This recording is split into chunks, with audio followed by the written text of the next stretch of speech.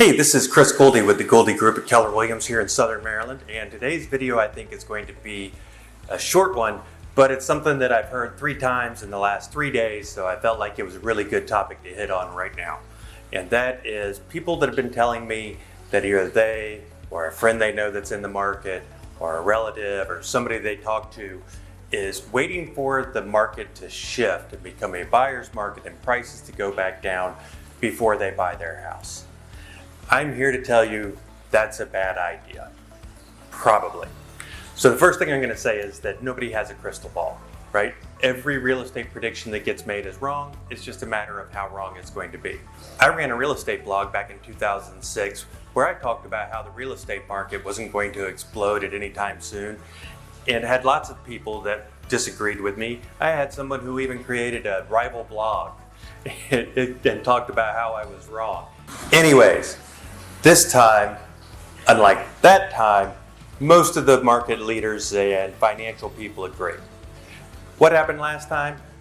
Well, we had a little bit of greed, mortgage-backed securities. They realized that they could put together some junk and sell it. Collapsed a few economies around the world. Not a big deal, right? But that was really what led to the crisis. It wasn't the run-up on prices or demand or anything like that. So back then, because these mortgage companies were trying to build bigger packages of mortgage-backed securities, they made it really easy to get loans. And so a lot of people wound up in houses that were probably more than they could afford, as we saw when the market shifted. That's what led the housing crisis, was all those homes coming on the market from the banks and short sales and homeowners that were underwater. All these things started to happen, and that was what drove the prices down. If everything in the country that's in forbearance right now because of all the COVID stuff were to hit the market, we'd still only have 4 months of inventory. And that's a hangover from that 2008 housing crisis. See, when that happened, builders stopped building houses. There were so many houses on the market that there was no reason for you to buy new construction. There was no reason for them to build a house.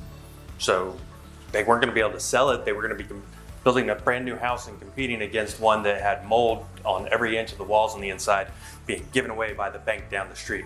It's not a good time to be a builder. Well, guess what? They never ramped back up to the level they were in 2006 in terms of new home starts. If you go and look in just about any market in this country, you'll see housing starts dropped that time. They've never gotten back up to that level.